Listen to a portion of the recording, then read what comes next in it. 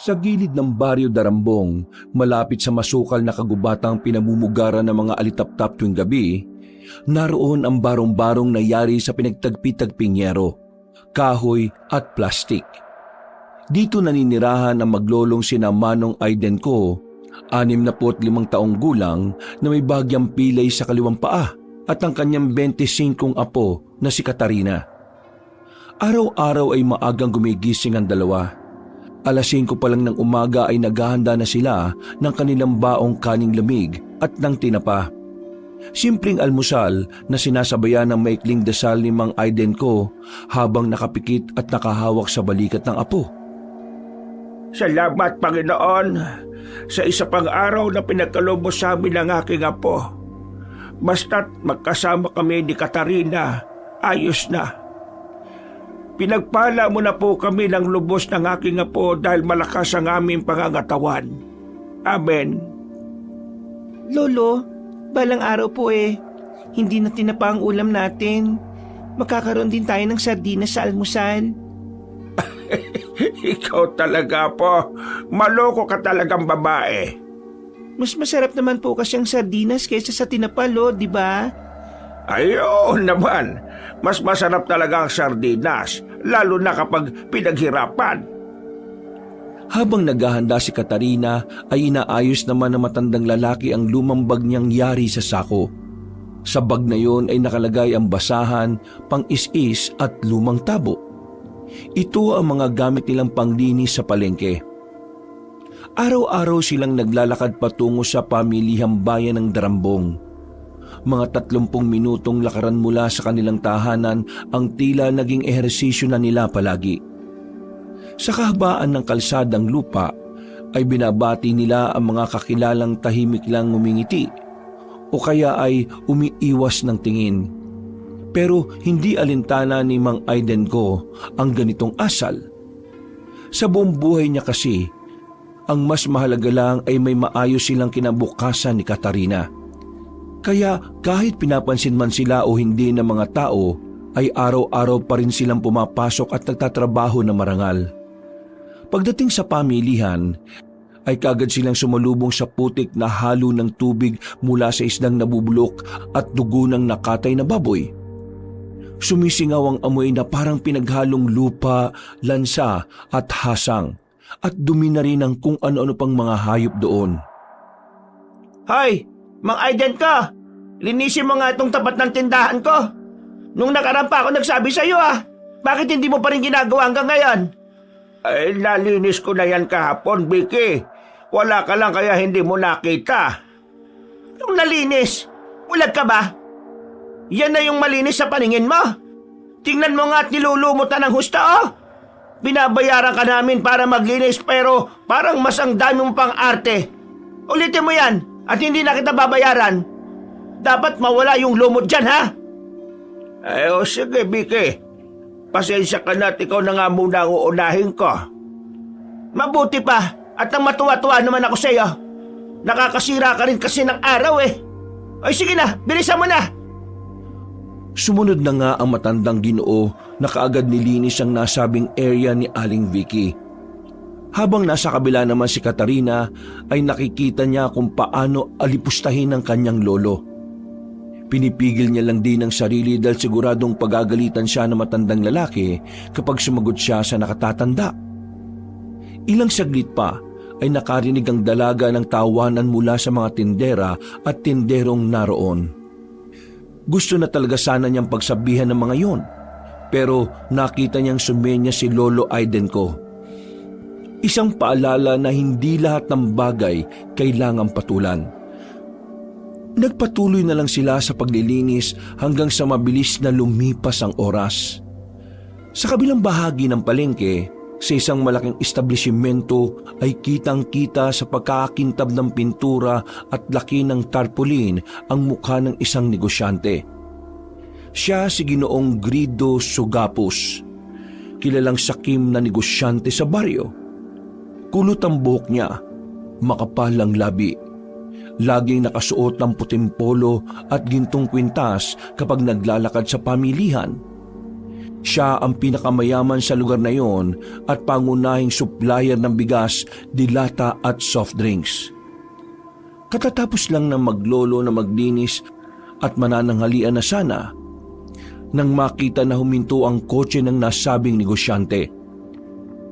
Gumilid na kagad sila at nagtago sa isang sulok dahil alam nilang ayaw na ayaw ni Ginoong Grido na makakita ng mga katulad nilang pobre. Pagbaba ng sasakyan ay nag-ayos kagad ng lalaking malusog ng kanyang hapit na polong puti. Pagkatapos ay inayos niya rin ang mamahaling shades bago magpalinga-linga sa pamilihan. Kumusta ang mga trabador kung mahihina pa rin hanggang ngayon? Mabuti naman at nagtatrabaho kayo na maayos. Yan talaga ang dapat niyong gawin. Magsilbi kayo sa akin na magsilbi at siguradong makakaahon kayo sa buhay. Puro talaga kayabangan at kasakiman ng taong to. Shh! Katarina, huwag kang magsalita ng kung ano-ano dyan.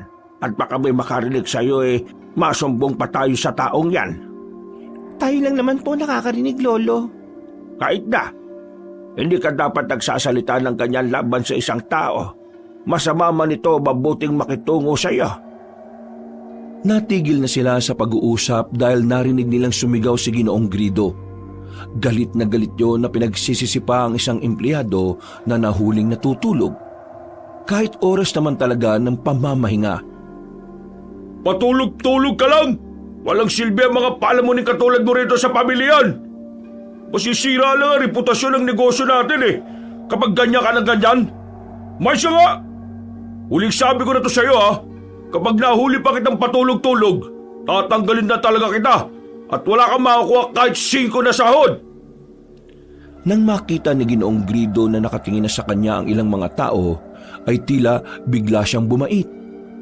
Inakay niya ang kaninang pinagsisisipang lalaki at pakunwaring inakay at pinagpaga ng damit. O naman kasi, Alfonso Sa susunod kasi huwag mo nang uulitin yun. O sige na, bumalik ka na sa pagtulog. Mamaya magpapamerienda ako.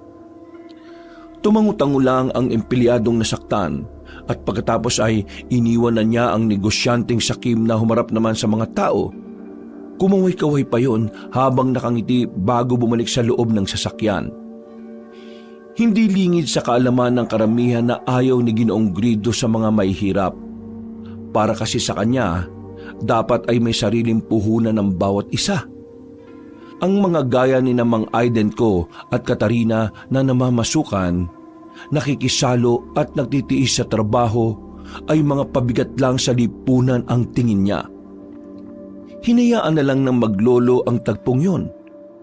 Kumain na sila ng pananghalian at nagpahinga bago bumalik sa pagtatrabaho. Lumipas ang mga araw.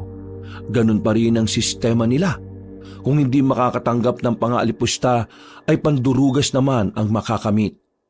Lalo na si Lolo Aidenco.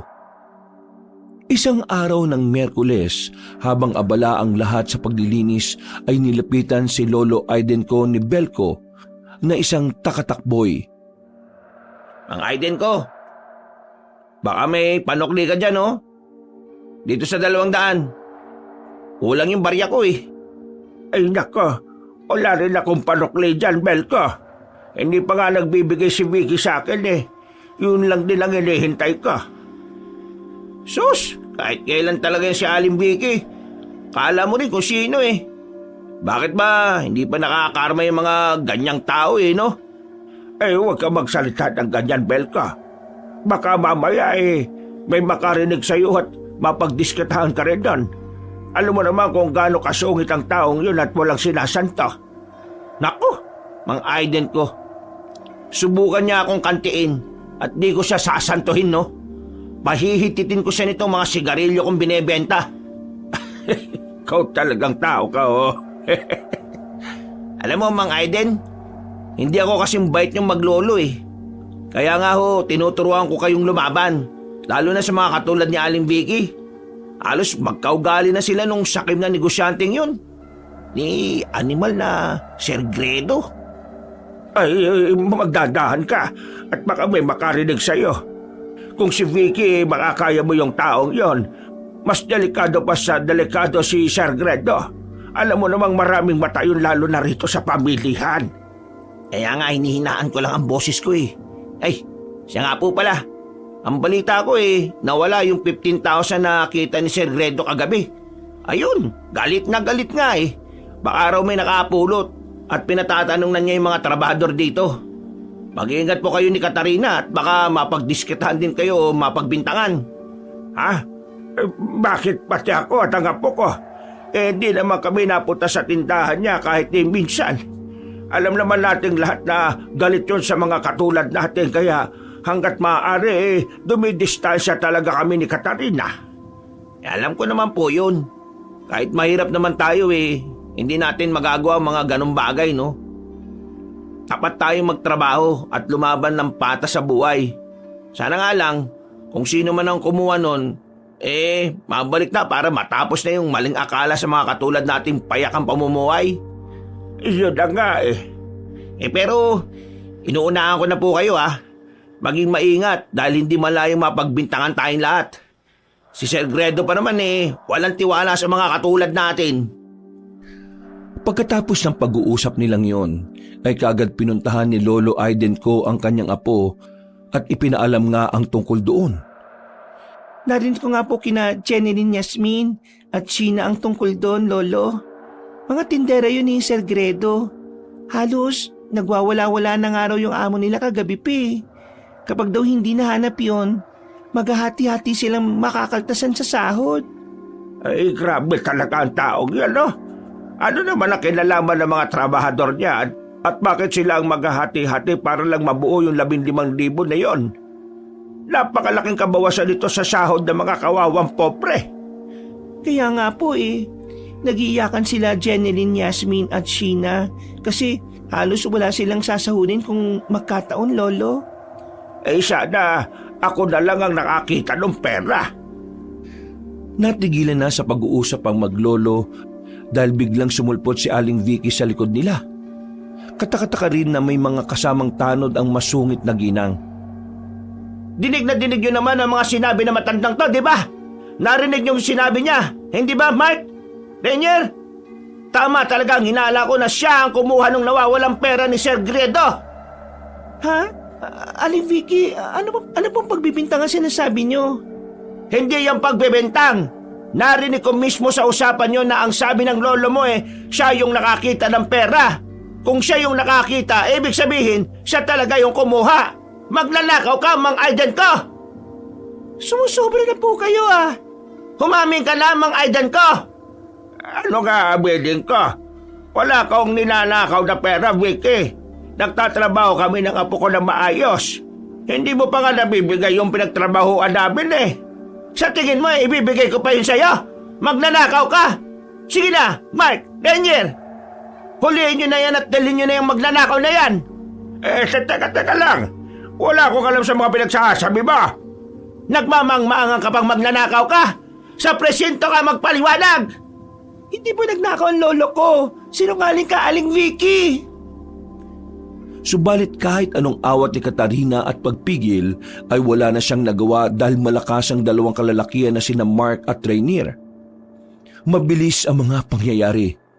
Dinampot na nga si Lolo Aidenko at dinala sa himpilan ng barangay at walang nagawa ang dalaga. Awang-awa siya sa matandang lalaki dahil halos kalad-karin yun ng mga kalalakihan. Napayak na lang si Katarina at ang makita yon ni Belko ay inalo-alo na lang niya ang dalaga. Dahil wala rin naman siyang magawa. Tuwang-tuwa naman si Aling Vicky na parang isang demonyita na nagkatawang tao. Wala namang kasalanan ng lolo ko, Kuya Belko. Oo, Katarina. Alam ko yun. Mas mainam pa Sumunod tayo ron sa istasyon para maalaman natin ang lagay ng lolo mo. Makalipas ang ilang sandali, sa maliit na presinto ng Baryo Darambong ay kinumpronta si Lolo Aidenko ni PO3 Tomas Halili. Tahimik ang 30 anyos na pulis, ngunit makikita sa mga mata niya ang matalas na obserbasyon. Tatang, kilala ko po kayo Ilang taon na kayo nagtatrabaho sa may pamilyan pero wala akong matandaan kahit isang insidenteng nagsinungaling kayo. Yun nga lang po kailangan ko magtanong dahil kayo ang itinuturong suspek sa pagnanakaw ng pera. May alam mo ba kayo sa nawawalang pera ni Ginoong Gredo? Maniwala ka sa akin, officer. Wala akong kinukuhang kahit na anong pera. Hindi nga ako lumapit sa tindahan ng taong yun Nagtatrabaho lang ako ng marangal kasama ang apo ko. Hindi ako magnanakaw. Maniwala ka. Naniniwala naman ako sa inyo, Tatang. Isa pa pinacheck ko na rin yung mga gamit nyo at wala namang nakitang ebidensya laban sa inyo. Kaya maya-maya lang ay po pwede na kayong umalis. Pagkatapos ng ilang saglit pa nilang pag-uusap, ay pinakawalan na si Lolo Aiden ko. Eksakto rin naman ang pagdating ni Katarina at Belko na sumalubong sa matandang lalaki. Napatunayan man na walang sala ay hindi na rin naalis sa mga taga-baryo ang pagbibintang na nangyari. Pinakalat na kasi ni Aling Vicky ang tungkol dito at dinagdagan niya pa ng mas malala ang mga kwento. Dahil doon, pagbalik ng maglolo sa pamilihan ay mapapansin ang panlalamig sa kanila ng mga tao. Katakataka rin na hindi na kinakausap si Katarina ng mga kaibigang tendera na sina Jeneline, Yasmin at Sheena. Nabalitaan din kasi nila na si Lolo Aiden kung araw ang nagnakaw ng 15,000 piso ni Ginoong Gredo. At pag uwi nila, ay dinig na dinig ng maglolo ang mga sinasabi ng mga tao. Hindi na nga ito may tuturing na bulungan dahil tila sinasadya talagang iparinig sa kanila. Pinangungunahan pa ito ni Aling Vicky na halatang galit na galit sa maglolo. Vicky, kukunin ko sana yung sahod sa paglilinis sa tapat ng tindahan mo. Anong sahod ang pinagsasabi mo, ha? Nahihilo ka ba, Mang Aiden ko? Mga kasama, narinig niyo ba yung sinasabi na magnanakaw na to? Ha? Ang kapal ng mukha na manghingi ng sahod, samantalang siya ang nagnakaw ng pera ni Sir Gredo. Wala akong ninakaw. At kailan pa umamin ang siyang magnanakaw, ha? Hindi mo magnanakaw ang lolo ko. Kaya nga siya pinalaya dahil walang nakita si Officer Halili na sapat na ebidensya. Abay, malay ba namin na magaling siya magtago? Na magaling kayong magtago ng perang ninakaw niya? Mag-iingat ka po sa mga sinasabi niyo, Aling Vicky. Gusto mo po yatang ikaw ang ipablatter namin ng lolo ko no? Kapag di mo binigay ang sahod niya ngayon, tatawagin ko yung pulis na yon at ikaw ang ipadadampot ko. Dahil sa sinabing yun ng dalaga ay natakot ang mataray na babae. Wala tong nagawa kundi ibigay at ihagis ang 200 sahod ni Lolo Aiden ko. At dahil na rin sa pagkapahiya, kaya umalis agad ang ginang. Nagsunuran naman ang mga kasamahan niya na masama ang tingin sa maglolo. Hayaan niyo na muna yung mga yon. Mas mabuti pa, Mang Aiden, Katarina. Umuwi na muna kayo. Dahil iba ang tingin ngayon ng mga tao sa inyo Hindi nga ako nagkamali ng hinala kanina na paghihinalaan kayo. Ay nako, kahit kailan talaga yung si Aling Vicky. Walang naidulot na mabuti. Pati yung mga nasa pamilyan din Madali niyang naimpluwensyahan. Maraming salamat, Belko. At isa ka sa mga naniniwala sa amin ng apo ko. Siyempre naman po. Sino-sino pa ba magtutulungan kundi tayo mga pobre sa paningin nila? Sige na, at uuwi na muna kami ng apo ko. Salamat ulit. Salamat, Kuya Belko. Kinagabihan ay tahimik na kumain ng maglolo na ulam ang sardinas. Walang kibo si Katarina habang si Lolo Aiden ko ay nakatingin lang sa kanyang apo. Alam na matandang Ginoo na nasaktan ng husto ang kalooban ng dalaga. Kaya inaliw niya na lang yon. Apo, ang sarap ng ulam natin ngayon Sinabi ko naman sa iyo na tama nga talaga ang sinabi ko. Na kapag galing sa pinaghirapan ng ulam mas lalong sumasarap. Oo nga po, Lo. Oh, bakit naman parang pinagbagsakan ng langit at lupa yung mukha mo? Hindi ka ba masaya na nakapag-ulam na tayo ulit ng sardinas? Sa susunod karne naman kapag nakuha ko na yung sahod ko kay Oleb. Iniisip ko lang po yung nangyari kanina. Yung tingin ng mga tao sa atin. Parang ang sama-sama na kahit hindi naman totoo yung nangyari. Hayaan na natin ang mga yun, Apo. Basta alam naman natin na hindi tayo magnanakaw. Lo, hindi ko na po kaya eh. Pinagtatawanan nila tayo. Nakita niyo po ba kung paano nila tayo batuhin ng mga mapanghusgang tingin? Baka po bukas, totoong bato na talagang itapon nila sa atin. At sa mga susunod baka sunugin na nila itong barong-barong natin. Apo, masakit man wala tayong magagawa kundi ang magtiis. Maniwala ka lang sa akin at lilipas din tong mga nangyari. Mababaon din sa limot ang lahat at malalaman ng mga taga-baryo ang totoo na wala kong ninakaw at hindi tayo ganong uri ng tao. Hindi rin naman importante ang sinasabi ng mga tao sa atin Basta tayo, totoo ang puso natin na nakikita ng langit. Hindi na umimik si Katarina. Napakagatlabi na lang siya. Ngunit sa ilalim ng dilim ng gabi, sa kabila ng palaho ng kuliglig sa likod ng barong-barong, naramdaman niyang may isang bagay na umiinit sa kanyang dibdib. Isang galit na unti-unting nabubuhay dahil matagal na itong natutulog sa kalooban niya. Tila hindi na makapagtimpi ang kalooban ng dalaga. Lalo na ngayong pati ang kanyang lolo ay inaalipusta na ng mga nakakaangat sa buhay. Habang natutulog, ay naalimpungatan siya at bumangon. Pagdating sa marumi nilang banyo ay umihi kaagad siya. Papikit-pikit pa nga ang kanyang mga mata nang walang ano-ano ay meron siyang nakitang mga anino sa labas ng bahay. Eksakto pagkusot ng mga mata niya ay nakarinig na siya ng pagtilhapo ng tubig. Pagsilip sa labas ng bahay ay nakita niyang nakakalat na sa harapan ang sari-saring nabubulok na hasang at iba pang lamang loob ng hayop na walang pakinabang. Masukasukang nagtakip ng ilong ang dalaga habang sinusundan ng tingin ng gumawa nito. Hindi na niya naabutan ng mga yon dahil nadulas siya sa mismong mga hasang. Nang marinig ito ni Lolo Aidenko ay bumangon yun at sumilip sa bintana. Pagkakita niya sa apong nahihirapan ay tinulungan niya ito makatayo. Ano nangyari dito, Apo? May nakita po ako nagagis nitong mga hasang at lamang loob ng karne, Lolo. Nakilala mo ba? Hindi ko na po nahabol dahil nadulas nga ako Pero sigurado kong inutusan lang yun ni Aling Vicky. Ay naku, ang sama-sama talaga ng taong yun. Demonyitas yung babae siya. Huwag ka magsalita ng ganyan, Apo. Wala tayong pruweba. Baka matulad lang tayo sa kanya na mapagbintang. Lolo naman po Alam naman po natin pareho na siya lang ang makakagawa ng ganitong kasamang bagay. Ipapablatter ko talaga siya bukas. Apo, pakiusap. Tama na. Ayoko na ng gulo Mas mainam na manahimik na lang tayo para tahimik ang buhay natin. Matapos makita ng dalaga ang itsura ng kanyang lolo na tila nanlulumo, ay tumigil na lang din siya.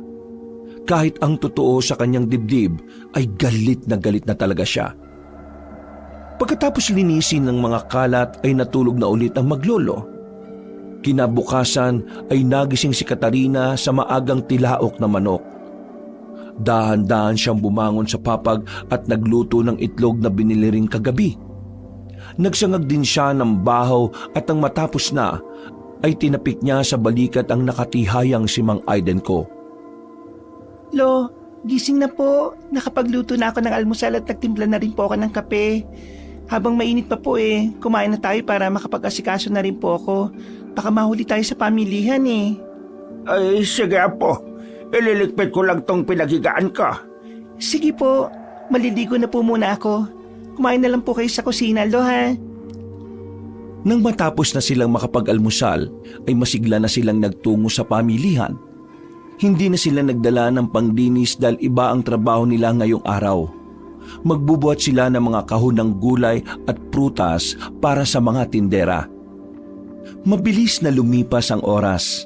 Sa dami ng kanilang ginawa ay halos hindi sila makapagmeryenda pero ayos lang sa maglolo. Ang goal kasi nila ay makapag-uwi ng kaunting kita at pera saka ng tira-tirang gulay. At ang akala nila ay magiging maayos na ang lahat dahil hindi naman na sila pinapansin ng mga nandun, ay may hindi magandang mangyayari. Gumawa na naman si Aling Vicky ng eksena. Kasabwat si Aling Olive ay nagsisisigaw sila sa gitna ng pamilihan. Mga kasama! Mga kasama! Si Aling Olive! Ninakawan ni Mang Aiden ko! Ano pong sinasabi niyo, Aling Vicky? Paano po gagawin ng lolo ko? Maghapon kami nagbubuhat ng mga gulay. Gumagawa na naman po kayo ng kwento Anong gumagawa ng kwento? Bakit di niyo ilabas yung bag ng lolo mo para makaalaman na? Eksaktong nandun na naman si Mark at Rainier na daladala na ang bag na matandang lalaki. Si Aling Olive ay galit na galit naman habang pinagmamasda na maglolo. Dahil din doon ay naagaw ang atensyon ng mga taong nasa pamilihan. Kitang-kita ni Katarina kung paano sila tapunan ng mga mapanghusgang tingin ng mga naroon. Mark, Rainier, ano bang ginagawa nyo? Kalkalin nyo na yung bag ng magnanakaw na yan! Bakit po nasa inyo yung gamit ng lolo ko? Siguradong pinagplanuhan nyo na naman kami, ano? Ano po ba kasalanan namin sa inyo, Aling Vicky, ha? Palagi nyo na lang po kaming pinagdidiskitahan. Manahimik ang babae ka! Huwag mong pagtakpan ng lolo mong magnanakaw! Maliban na lang kung magkasabwat kayong dalawa. Hindi po totoo yung sinasabi nyo. Mahirap lang po kami pero hindi kami magnanakaw. Nagtatrabaho po kami na maayos. Sos! Narinig ko na yan! Ano bang hinihintay nyo, Mark, Rainier? Sige na! Buksan nyo na yung bag ni Mang Aiden ko! Hindi na nga napigil pa ang dalawang lalaki na kinalkal ang lumang bag na matandang Ginoo. At nakita nga nila ang 500 piso na purong barya na nakabalot pa sa plastik. Nang makita yon ni Aling Olive ay galit na galit siyang lumapit at kinuha ang pera. Pagkatapos noon ay kung ano-anong masasakit na salita ang ibinato niya kay Lolo Aiden ko. At dahil doon ay ipinagsigawan din ng ginang na hindi niya bibigyan ng sahod ang matandang lalaki. Olive naman, alam mo namang hindi ko magagawa ang bagay na yan. At saka, nandito lang kami maghapon ng apo ko sa gulayan kaya imposible yung ibinibintang nila. Kailangan ko yung sahod na yon dahil wala na kaming makakain ngayong gabi ng apo ko. Huwag ka magpapaniwala sa magpapaawa ng mga yan, Olive. Kitang-kita na ninakawan ka na ni Mang Aiden ko. Dapat talaga sa taong yan maparusahan. Olive, hindi ko magagawa yun sa'yo. Alam kong alam mo yon. Bago pa matapos ng matandang lalaki ang pagsasalita, ay pinag-aampas na siya ni Aling Olive. Sumigunda rin si Aling Vicky na galit na galit. Dahil doon ay humarang na si Katarina kaya siya ang tumamo ng mga hampas ng dalawang ginang. Dahil sa eksenang yon ay hindi na malaya ng lahat na dumating pala si Ginoong Grido. Huminto sila at napatingin lahat sa negosyanteng galit na galit din ang muka. Siya ba yung sinasabing nagnakaw ng pera ko? Apo, sir. Siya yon. Hindi lang nakita sa kanya yung pera kaya pinakawalan siya ng mga pulis. Pero ngayon, nahuli na siya mismo dahil ninakawan niya si Aling Olive. Abay, gago ka magnanakaw ka. Matanda ka na pero ayaw mo magbanat ng buto, ha? Wala pong kasalanan ng lolo ko. Hindi po kami magnanakaw. Tumabi ka dyan, babae ka. At huwag kang paharang-hara dyan. Nang mahawi si Katarina, ay isang malakas na hampas ang pinaunday ng matabang negosyante kay Lolo Aiden ko. Halos mabugbog na ang matandang lalaki kaya nagsisigaw ng tulong ang dalaga. Dumating naman si Belko pero nang sinubukan niyang umawat ay binalaan siya ni Aling Vicky na kapag nakisali ay madadamay siya sa gulo.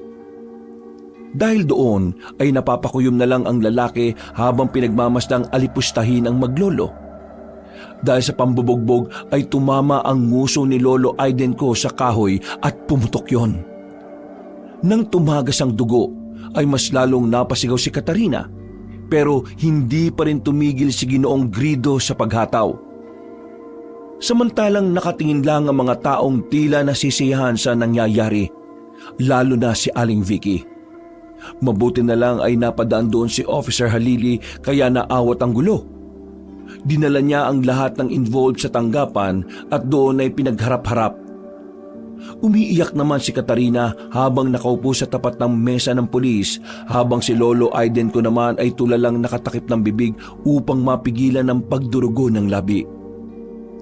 Habang iniimbestigahan ang pangyayari, ay pinakita ni Ginoong Grido ang malabong kuha ng CCTV sa kanyang malaking tindahan.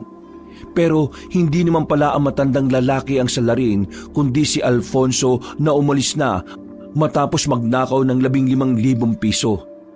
Dahil doon ay gigil na umalis ng himpilan na matabang negosyante.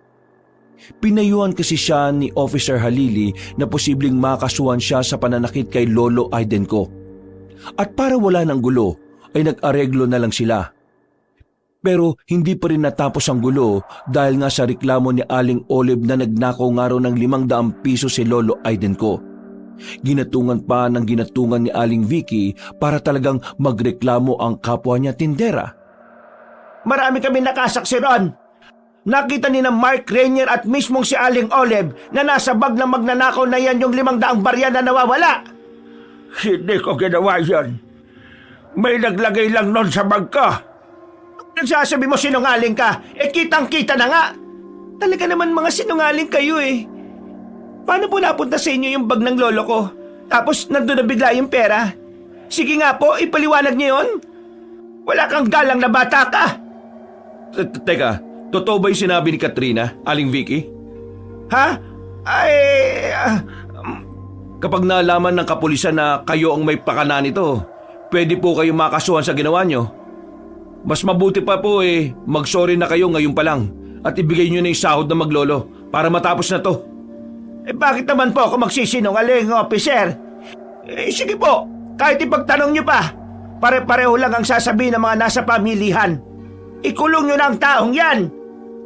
Naintindihan ko. Mang Aiden ko, habang wala pa tayong ebidensyang pabor sa inyo, pansamantala kayong maikukulong dito. Nako, dapat lang. Buti nga sa'yo magnanakaw ka. Pero sir, hindi po magagawa ng lolo ko yun. Mabubulok sa kulungan niyang lolo mo. Mga patay gutom na magnanakaw. Wala nang nagawa ang maglolo kundi sumunod. Nakulong nga pansamantala si Mang Aiden ko dahilan para mapayak na lang si Katarina. At hindi pa man din nare-resolba ang kaso ay kaagad nitong kumalat sa buong baryo Darambong. At dahil sa pinagsamang pag-uudyok ni Ginoong Grido at Aling Vicky, kaya mas lumala pa ang sitwasyon. Kinabukasan, habang nag-aayos si Katarina ng mga nilutong pagkain para ihatid sa kulungan, ay nakita niyang binato ang bubong nila ng mga kabataang lansangan. Sumigaw pa ang mga yon ng magnanakaw at tuwang-tuwa pa. Ang mas masakla pa ay nakikita na ang mga bata ng mga magulang nila pero hindi sila sinasaway. Isinantabi na lang ng dalaga ang mga yon at nagtuloy-tuloy sa pupuntahan. Pagdating niya ng pamilihan ay dinig niya ang mga boses na nagtatawanan at nangungutya sa kanilang maglolo. Kahit mismong sina Jeneline, Yasmin at Sheena ay hindi na siya nilalapitan. Nang makita siya ni Belko ay hinatak kagad siya ng binata palayo sa lugar para hindi na marinig ang masasakit na salita. Magkasama na lang silang nagtungo sa himpilan. Ang balita ako ron sa pamilya hindi na raw kayo papapasukin doon? Wala akong pakialam sa kanilang lahat, Belko. Magsama-sama silang mga sinungaling. Dahil sa kanila, nakulong ang lolo ko ng walang kasalanan. Huwag ka mag-alala. Makakalaya rin kaagad ang lolo mo. Sigurado ako dyan. Kasi nakita ko si Officer Halili kanina sa pamilyan na masinsina kinakausap si Aling Olive. Ang dinig ko inatrasan niya ang kaso dahil hindi naman pala totoo.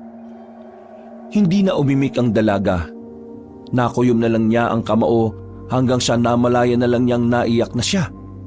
Hinagod-hagod na lang siya sa likuran ni Belko at nagpatuloy na sila hanggang makarating sa himpilan. Katulad ng sinabi ng binatang takatak, pinalaya nga si Lolo Aiden ko.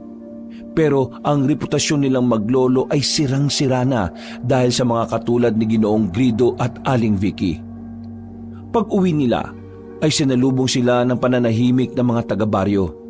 Pero ramdam na maglolo ang mga panghusga ng mga tao. Hinarang pa sila ng 3 lalaki at tinulak si Lolo Aiden ko ng isa at binato pa sila ng bote. Papalag sana si Katarina pero pinigilan siya ng kanyang lolo at sinabi noon na umalis na lang sila at umuwi na. Hanggang sa umalis na lang ang 3 lasing. Lolo naman, bakit niyo ako pinigilan? Pikam-pika na po ko sa mga taga-baryo eh.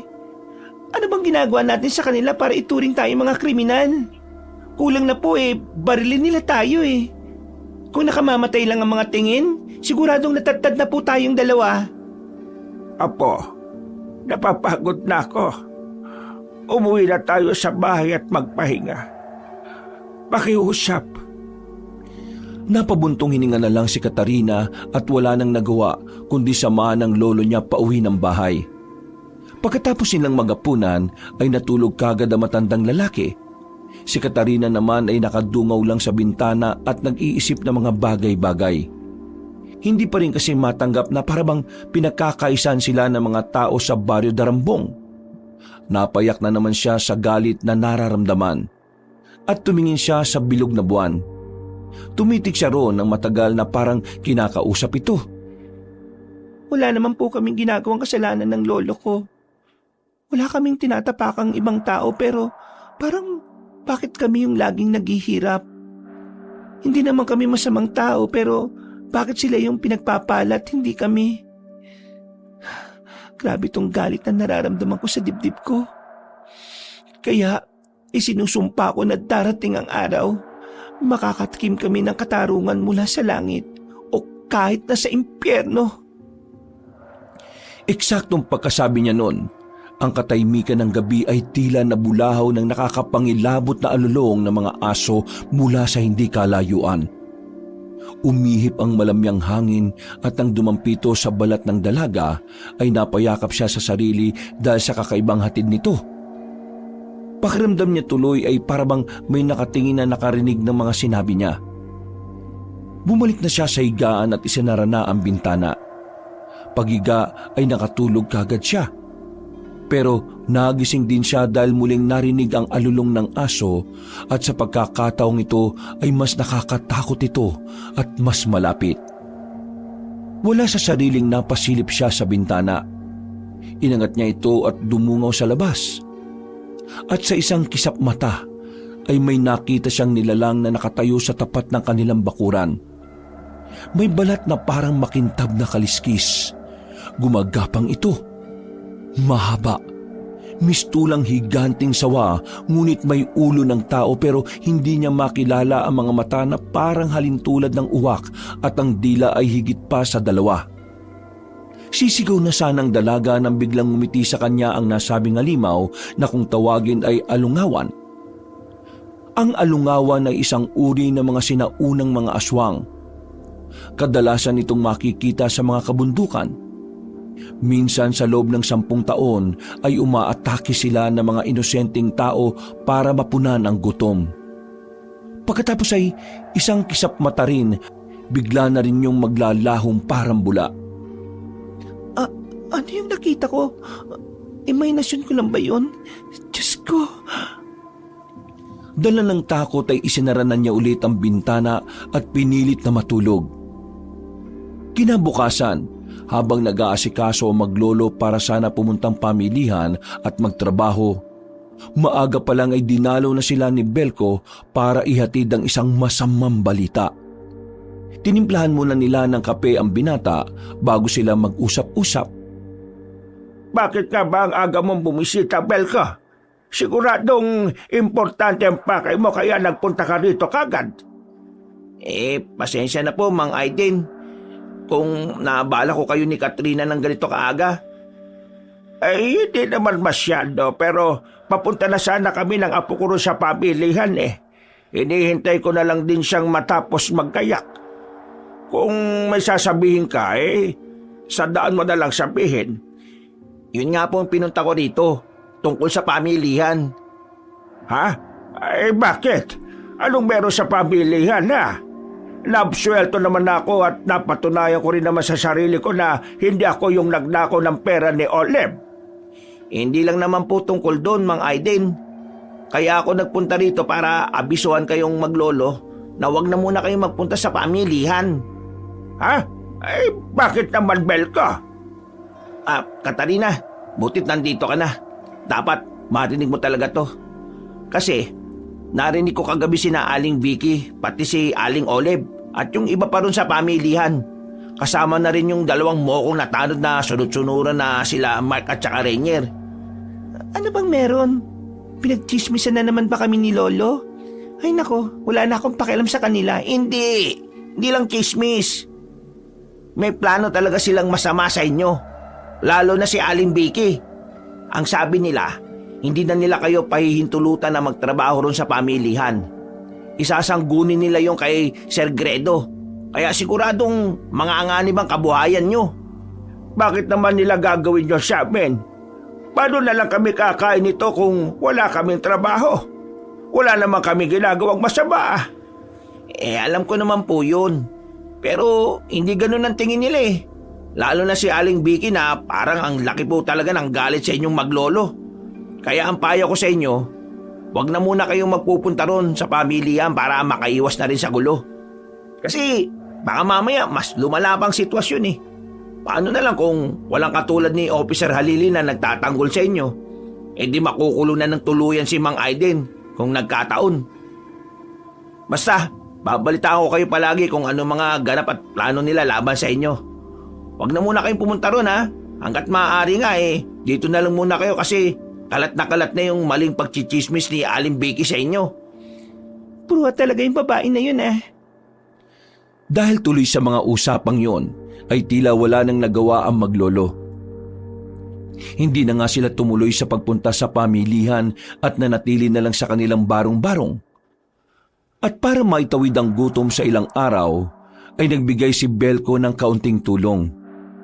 Wala namang nagawa ang maglolo kundi tanggapin ang pera dahil walang-wala na talaga silang makakain. Lalo na ngayon wala na silang kabuhayan. Laking pasasalamat talaga nila dahil may mga taong katulad ni Belko na hindi man biniyayaan ng yaman pero may napakalaking puso na handang tumulong at magbigay kahit na walang-wala rin siya. Sa mga lumipas pang araw, para naman hindi umasa sa kung sino-sino ay naisipan na lang ng maglolo na manguha ng mga makakain sa kakahuyan na malapit lang sa kanila. Halos 1 linggo ring natahimik ang buhay nila at tila mas nakasanayan na nila ang ganon. Para meron silang makain ay nangunguha sila ng mga ligaw na kamote, saging at kung ano-ano pang prutas at gulay. Biyernes at palubog na ang araw. Napakatahimik at kakaiba ang ihip ng hangin. Tila ba may binubuong panganib sa pagitan ng mga punong kahoy sa gilid ng Baryo Darambong. Sa kadiliman ng kagubatan ay naroon si Katarina at nakaupo sa isang mataas na sanga ng punong santol. Sa pamamalagi roon ay nasanay na siyang puntahan ito kapag gusto niyang mapag-isa. Mas gusto niya ang katahimikan ng kakahuyan kaysa sa paulit-ulit na bulungan ng mga taga-baryo. Doon kasi ay nakakapag-relax siya at hindi naiisip ang hindi patas sa pagtrato sa kanila ng mga taga-baryo.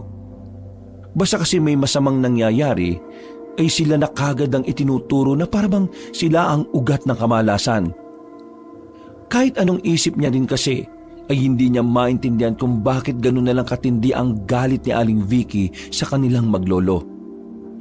Minsan na nga niyang natanong si Mang Aiden ko kung may nagawa ba yung masama sa nasabing ginang, pero wala rin namang maisip ang matandang lalaki. Habang nakasandal si Katarina sa katawan ng puno at nagmumuni-muni, ay may narinig siyang kakaibang tunog sa malayo. Tila sinasabayan ito ng pagdaing ng mga insekto sa kakahuyan. At ilang saglit pa ay napagtanto niyang tunog ito ng ahas. Mabilis siyang iginala ang tingin pero tahimik lang siyang nagmamasid sa kung saan-saan. Ano yung ingay na yun? Tunog ng ahas yun Lumod siya sa sanga at dahan-dahang sumilip. Sa pagitan ng mga anino sa lupa ay may naaninig siyang gumagalaw. Mahaba ito, makintab, at gumagapang na parang isang dambuhalang ahas. Pero nagulat siya at muntik nang mapasigaw dahil nakita niya ang pinakadulo nito ay may kamay at mukha ng tao. Natutop niya agad ang bibig at nagsumiksik pa sa sulok ng punong pinagtataguan. Ano yun? Taong ahas ba yun? Teka, parang nakita ko na yun nung isang gabi kung ganon, hindi guni-guni yun o ilusyon yung nakita ko. Nagsimula siyang mangilabot at muling pinagmasdan ang nasabing nakakatakot na nilalang. Nang mafokusan niya ito ng tingin ay mas lalo siyang nagimbal sa nakita. Mas nanayo ang mga balahibo ni Katarina nang makita niyang unti-unting bumangon ng aswang. Itinaas ang kalahating katawan nito at nagmistulang tao. May mukhang kulubot, mapupulang mga mata at bunganga na puno ng matutulis ng ngipin. Ang balat nito ay nanlilimahid sa itim na kaliskis. Tila isa itong kasumpa-sumpang nilalang na ipinanganak mula sa galit ng kalikasan. Sa isang iglap ay niluwan ng nasabing nilalang ang isang tao at laking gulat ng dalaga nang makita si Aling Olive na kumikislot-kislot, sinyales na buhay pa. Diyos ko, si Aling Olive yun Kinain niya at iniluwa si Aling Olive. Kailangan niya ng tulong. Nakita niya kung paanong hirap na gumapang ang ginang na nanlilimahid sa katas ng taong ahas. Sumisigaw yon pero dahil sa liblib na lugar kaya wala namang ibang nakakarinig maliban lang kay Katarina na naroon mismo. Gusto niya mang tulungan ng kaawa-awang Ali pero mas nabalot siya ng takot at kaunting tuwa. Hindi niya rin alam kung tama ang nararamdaman niya. Pero malinaw na sa kabilang banda ay gustong-gusto niya ang nakikita. Kung paanong mahirapan si Aling Olive na isa sa dahilan kung bakit nakulong si Lolo Aidenko at napagbintangan silang masasamang tao. Nang unti-unting makatakbo ang ginang ay humanap yun ng matatakbuhan at matataguan. Pero ngumiti lang ang taong ahas at mabilis siyang nahuli. Ilang saglit pa nga ay kitang-kita ng dalawang mga mata ni Katarina kung paanong lingkisin ni Aling Olive ng aswang na kung tawagin ay alungawan o sa mas madaling salita ay taong ahas. Dinig na dinig din ng pagmamakaawa ng ginang na walang kalaban-laban at kung paano maglagutukan ng mga buto niya. Hanggang sa sumirit na ang mga dugo sa mga mata, bibig, ilong at tenga. Kasunod noon ay nawalan na nga ng buhay ang Ali. Kitang-kita ng dalaga kung paanong lulunin ng buong buo si Aling Olive. At kasunod nito ay isang nakakakilabot na tunog ng hinihigop ang umalingaw-ngaw sa kakahuyan. Parang buti lang ng bigas ang ginang na sinasagpang ng malagkit na dila. Diyos ko po, ano to? Tikong bibig si Katarina habang naluluha sa kinatatayuan. Hindi niya maialis ang tingin sa taong ahas na ngayon ay gumagapang na palayo. Nang mawala na sa paningin niya ang halimaw, ay hindi na nakatiis ang dalaga na nasuka dahil sa sobrang tensyon at takot. Kahit wala naman siyang masyadong kinain kaninang tanghali, pakiramdam niya ay naisukan niya ang lahat ng laman ng tiyan niya. Nanginginig siyang tumakbo sa kanilang bahay at pagdating doon ay natameme na lang siya dahil nakita niya si Lolo Aidenko at Belko na magkausap sa labas habang nagkakape. Oh, ba't ngayon ka lang dumating? May dala akong pagkain Pinabibigay ni Officer Alilik kasi nalaman niyang wala na pala kayo ni Mang Aiden dun sa pamilyan. Napadaan kasi siya dun kanina kaya natanong niya sa akin at nasabi ko lahat. Oh, teka. Umiiyak ka ba? Bakit parang nanginginig at namumutla ka? Ayos ka lang ba, ha? Ayos ka lang ba, Apo? Hindi na nagawang makasagot ni Katarina. Gustuhin niya mang magsalita pero pakiramdam niya ay parang namanhid ang buo niyang katawan dahil sa matinding takot. Bigla na lang nagdilim ang paningin at ang huli na lamang niyang natandaan ay ang mga boses ni na Lolo Aidenko at Belko na sumisigaw sa pag-aalala. Nagising si Katarina sa klinika ng Baryo Darambong. bumungad sa kanya ang hindi maipintang mukha ng kanyang lolo dahil sa pinaghalong tuwa at pag-aalala.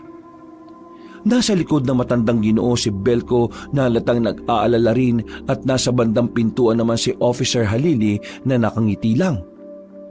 At dahil pamilyar na sa dalagang amoy at itsura ng lugar, kaya napakunot na lang siya ng noo.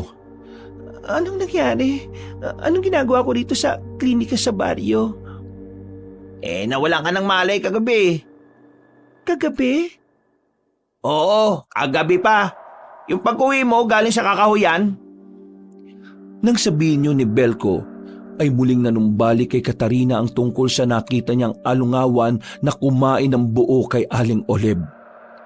Dahil din tuloy doon, ay nanumbalik ang takot sa kanyang kalamnan. Pero sa pagkakataong yon ay tila kontrolado na niya ang tensyon. Ayos ka lang ba? Parang namumutla ka na naman, Katarina. Si Aling Oleb? Anong alam mo kay Aling Oleb? Nakita mo ba siya sa gubat kagabi? Opo. Saan mo siya nakita? Hindi pa pwedeng maideklara na nawawala siya dahil kailangan lumipas muna ng 24 oras. Pero sigurado makakatulong ito kapag sinabi mo sa akin kung saan mo siya nakita. Sa kakahuyan, sir. Pero kinakain siya ng taong ahas.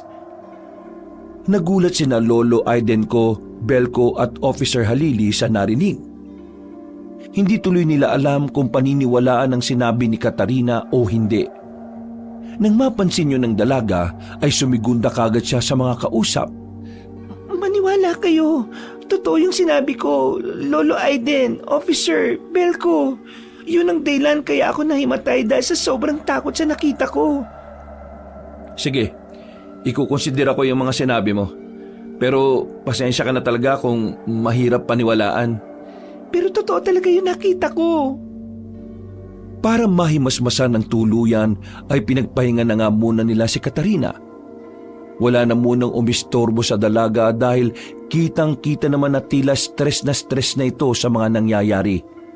Samantala, kumalat nga kagad sa buong baryo ang tungkol sa pagkawala ni Aling Oleb. At ang demonyitang si Aling Vicky ay nagpasimula na naman ng usap-usapan ng pagbibintang sa maglolo. Kaya dahil doon ay mas lalong nagalit ang mga taga-baryo kay Lolo Aidenko at Katarina.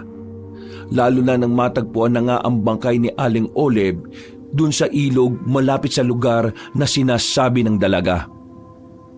3 araw pa lang ang nakalilipas pero halos magnas na ang katawan ng ginang na parang nababad sa asido.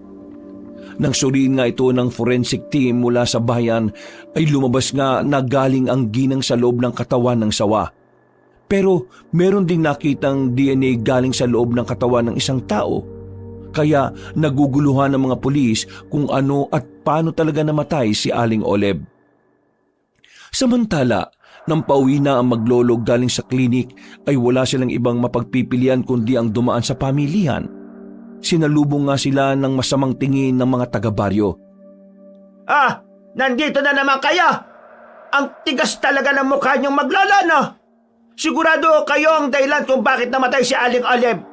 Kayo lang naman ang may rason para gawin niyo sa kanya.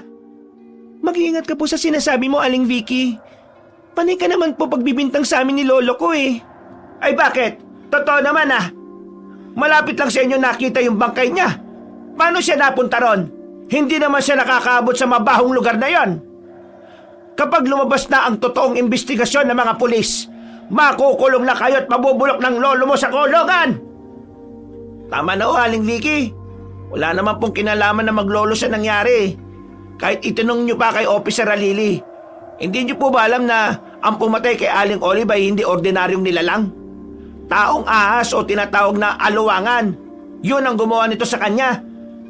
Kaya wag ko kayong basa-basa ng bibintang ng mga inosenteng tao. Dahil sa revelasyong yon ni Belko ay nagulat ang mga tao at natakot. Nanahimik sila at hindi na nga ginambala pa ang maglolo. Pero si Aling Vicky ay tila umisip na naman ng paraan kung paano may babalik ang sisi dun sa maglolo.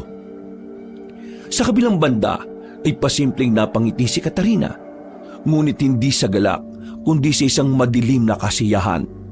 Ngayon ay malinaw na sa kanya na isang parte sa kanyang puso ang natuwa sa sinapit ni Aling Oleb. Parang may gumagapang na damdamin sa kanyang dibdib.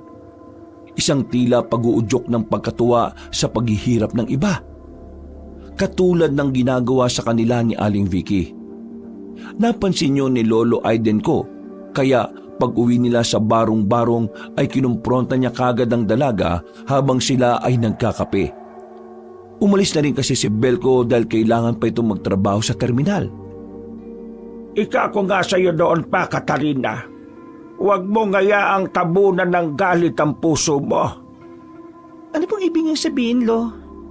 Alam mo ang ibig kong sabihin. Alam kong marami sa kanila ang hindi maganda ang trato sa atin. Pero hindi ibig sabihin ay magagalak tayo kapag sila naman lang nawalan.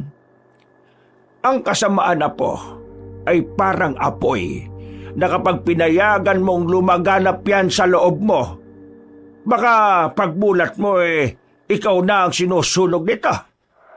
Pero Lolo, kung ang apoy ay nagsunog ng mga walang kasalanan, hindi ba tama lang na balikan ito ng apoy din? Ang paghihiganti, Katarina, ay pagkain na habang niluluto mo, ikaw din ang nauupos sa gutom. Kung gusto mong lumaya sa sakit, patawarin mo. Hindi dahil karapat-dapat sila, kundi dahil karapat-dapat kang makalaya at matahimik. Mas masarap mabuhay na walang daladala sa dibdib. Napabuntong nga si Katarina dahil ayaw pa niyang tanggapin sa sarili niya ang mga sinabi ng kanyang lolo. Pero sa kanyang puso ay may bakas ng liwanag na naiwan sa kanyang lolo. Liwanag na magbibigay sa kanya ng pag-iingat sa mga susunod pang pangyayari. Ngunit sa kabilang banda ng kanyang isipan ay malinaw ang imahe ng nilalang na nakita niya. Ang aluwangan na siya ngayong tila malaking takot sa buong baryo ng Darambong. Kinabukasan at sa mga sumunod na araw, ang akala nila ay okay na ang lahat dahil wala ng mga taga-baryo ang gumugulo sa kanila. Pero isang hapon, habang pauwi ang maglolo galing sa kabilang bayan, ay hinarang sila nila Mark at Rainier at pinagkaisahan. Bakit na naman po ba, Kuya Mark, Kuya Rainier? Ano na naman pa kayo sa amin ng lolo ko? Nananahimik na kami Bago pa matapos ng dalagang pagsasalita, ay sinampal na siya ng malakas ni Mark. Napaupo siya at nakaramdam ng pagkahilo. Nang makita yun ni Lolo Aiden ko, ay sinubukan niyang umawat pero binugbog na siya ng dalawang lalaki. Dahil doon na hindi na talaga napigilan ni Katarina ang sarili. Kumuha siya ng malaking bato na nasa gilid at hinagis niya sa dalawang lalaki. Nagulat ang mga yun at napatras dahil na rin sa takot na matamaan ng malalaking bato. Mga walang iya kayo! Wala kaming ginagawa pero pinagdidiskitahan niyo kami palagi. Ano bang atraso namin sa inyo? Dahil basta mahirap lang kami? Nagtawanan pa ang dalawang lalaki at sinabi nga na binigyan sila ng tig-1,000 ni Aling Vicky para lang gawin yon. Mas lalong nagalit ang dalaga kaya hindi na siya nagpaawat kay Lolo Aiden ko. Sinusumpa ko kayong lahat na nangapis sa amin ng lolo ko. May araw din kayo at sinisiguro ko sa inyo na magbabayad kayong lahat. Tandaan niyo tong sinabi ko. Napayak na siya dahil sa sobrang galit. At dahil na rin sa sigaw na yon ay narinig siya ng maraming tao na malapit sa pamilihan. Malinaw na malinaw para sa mga taga-baryo na tila ba pagbabanta ang mga sinabi ng dalaga. Lalo na si Aling Vicky na nanulsol sa mga taga-Darambong. Mabilis na lumipas ang oras. Matapos magamot ang mga sugat ni Lolo Aiden ko ay nagpahinga na nga ang maglolo. Hindi na rin sila nagreklamo dahil ayon sa matandang Ginoo ay ayon na nito ng gulo. Labag man sa loob ng dalaga ay nirespeto niya ang gusto ng kanyang lolo. Malalim na ang gabi. Hindi mapakali si Katarina habang nakaiga sa papag na tinabingan ng kulambo. Malamig ang hangin mula sa kakahuyan pero mas malamig ang pakiramdam niya sa dibdib. Ang mga pasa sa katawan ng kanyang lolo Aiden ko ay tila mga punit sa mismong puso niya. Alam niya na kahit maingat at banayad ang pagkilos ng matanda sa higaan nila, naririnig niya ang impit nitong pag-ungol tuwing gagalaw. Higit pa sa mga pasa at sugat na mangyayari sa kanila, Lolo. Sinusumpa ko yan. Ang mga walang yang yon, si Arling Vicky, si Kuya Mark, si Kuya Rainier, pati yung mga taga-baryo. May araw din silang lahat. Sa sobrang galit ay tila nakagat na nga niya ang labi na nagdugo ng kaunti. Kanina pa niya gustong ipikit ang mga mata pero ayaw siyang tantanan ng mga alaala ng pambubugbog ni na Mark at Rainier. Napakabilis ng pangyayari at kahit pati ng kanyang pigilan ng mga ito, masyado siyang mahina at wala ring nakialam sa mga kapitbahay. Makakaganti rin tayo, Lolo. Kahit di ko alam kung paano, alam kong makakaganti rin tayo. Habang iniisip-isip ang pagganti, ay isang tunog na naman ng muling gumambala sa katahimikan ng gabi. Isa yung tila paggapang sa tuyong damo. Kasunod ang tunog ng pag-igik na parang huni ng isang hayop na may kahalong pagdaing. Mula sa may bintana ay narinig niyang gumalaw ang mga dahon sa kakahuyan. At hindi nga siya nagkamali ng hinala dahil nakita niyang muli ang alugnawan. Naalala niya kasi na yun din ang tunog na narinig niya nung nakaraang gabi bago natagpuan ng bangkay ni Aling Oleb. Agad siyang bumangon at nagsuot ng itim na balabal. Dumukot siya ng maliit na kutsilyo sa ilalim ng banig. Hindi para makipaglaban, kundi para may pananggalang kung sakaling mapahamak. Lumabas siya ng bahay ng dahan-dahan upang hindi magising si Lolo Aidenko. Mabilis ang tibok ng kanyang puso habang tinatahak ang madamong landas papunta sa kakahuyan. Matagal-tagal na rin siyang hindi naglalakad sa kakahuyan ng ganun kadilim. Pero hindi siya natatakot. Sa halip ay para bang inihila siya ng isang kakaibang pag-asa na muling masilayan ang alungawan. Hindi niya rin alam kung bakit, pero parang ang taong ahas ang nagbibigay sa kanya ng pag-asa na makakaganti sa mga nang-api sa kanilang maglolo. Siguradong meron na naman siyang nabiktimang tao. At kung taga-Darambong na naman, dapat lang yun sa kanila. At mula sa di kalayuan, sa pagitan ng mga punong mulawi at akasya ay naroon ang dalawang anino. Nanlaki ang mga mata ng dalaga nang makita sina Mark at Rainier. Nagbubulungan ang mga yon habang may hawak na bote ng gin. Kitang-kita ang mga mukha nila dahil sa liwanag ng bilog na buwan. Anong ginagawa ng mga mokong na ito rito sa ganitong oras? Mukhang may ginagawa silang kalokohan, ha? At tama nga ang hinala niya dahil may pinaghatian na perang dalawa na nakasupot pa. Halatang galing sa pamilihan. Maganda nga kasing pagdausan ng katarantaduhan ng lugar dahil walang ibang makakakita o makakarinig sa kahit anong diskusyon. Kung paano sila nakapaglabas ng mga produkto sa tindahan ni Ginoong Grido, pati na rin kung paano sila nakakupit ng pera sa kahera. Ang kakapal talaga ng mga mukha nito. Siguradong sila Jeneline, Yasmin at Sheena na naman ang malalagot sa amo nila kapag na lamang may nawawalang pera. Kukumprontahin na sana niya ang dalawa pero sa likod ng mga yon ay hindi nila alam na sila na pala ang pinapanood ng alungawan. Naaninag na yon ni Katarina kaya hindi na siya gumalaw pa sa pwesto. Tila mula sa lilim ng mga puno, gumapang ang napakahabang katawan ng taong ahas. Para bang may malahaplos na pagsayaw sa lupa habang unti-unti itong lumalapit. Napalingon si Mark nang marinig ang kaluskos pero huli na. Naulan ng binalot ng napakahabang buntot ng aluwangan ng katawan niya at sa isang iglap ay nadurog ang mga buto niya sa paglingkis. Napamura ng malakas si Rainier nang makitang nagkandalaglagan ng mga perang hawak ng kapwa niya mandarambong.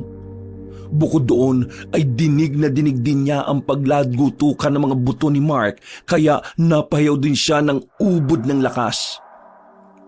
Subalit walang nakaririnig maliban sa taong ahas at kay Katarina. Ang dalaga ay tila aliw na aliw sa nakikita dahil para na siyang nakaganti sa mga yon. Dapat lang sa inyo yan. Sige, alungawan. Pahirapan mo yung mga yan bago patayin. Tumakbo si Rainier na naiwan na ang bote ng alak at pera. Pero bago pa man siya makalayo ay sinagpang na rin siya sa hita ng taong ahas. Natumba siya sa lupa habang nagsisigaw ng tulong at pilit na kumakawala. Pero tila bingi ang gabing yun dahil natatabunan ng tunog ng kagubatan ng pagsigaw ng lalaki. At doon sinimula ng alungawan ang barahas nitong pag-atake. Pinagkakakalmot, kinagat sa tiyan at sinira nito ang mukha ni Rainier na walang kalaban-laban. Sinubukan pang kumawag-kawag ng lalaki pero wala rin siyang nagawa. Katulad ng nangyari kay Mark ay nilamon din siya ng taong ahas at pagkatapos ay sakayon umungol na umaalingaw-ngaw sa buong kakahuyan. Sinundan ito ng alulong ng iba't ibang uri ng hayop sa gubat pati na rin ng mga aso sa malalayong kabahayan. At kitang-kita ni Katarina ang mga pangyayari habang nasa likod siya ng mga puno. Natatakot man pero nangibabaw din ang saya niya dahil sa wakas ay naiganti na rin niya si Lolo Aidenko laban sa dalawang lalaki.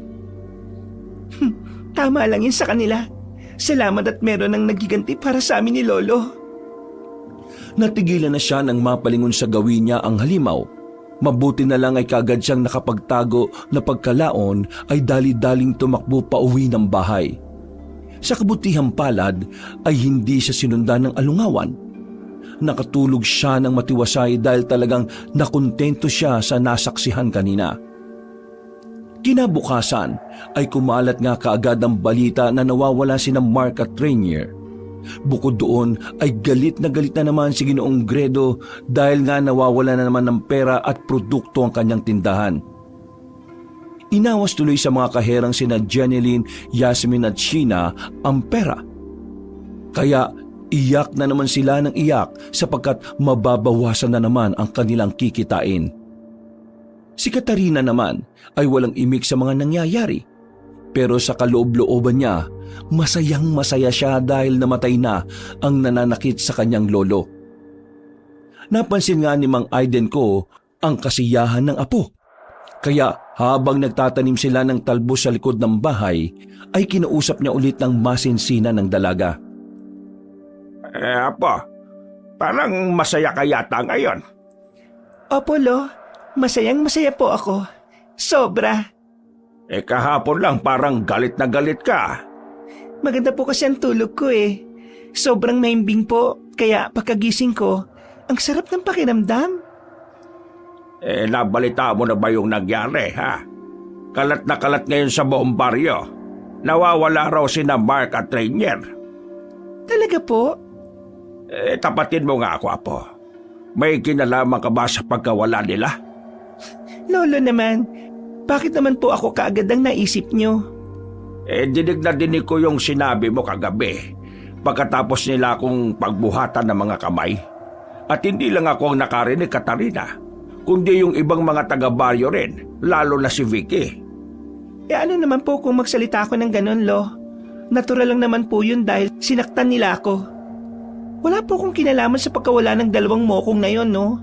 Dapat lang sa kanila yon kung ano man ang nangyari sa kanila. Palagay ko nga sila ang nagnako ng pera at produkto ron sa tindahan ni Sir Gredo eh. Huwag kang ganyan na po. Mga tao pa rin yon.